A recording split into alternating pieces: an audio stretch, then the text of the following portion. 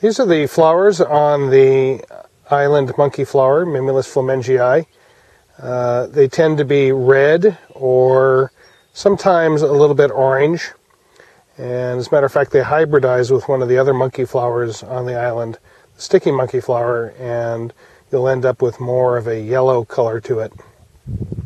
But generally speaking, the more pure form of the island monkeyflower is going to have very red flowers, and they're going to be small like these are. The leaves on the island monkeyflower have this relatively distinctive shape. They're just slightly sticky to the touch.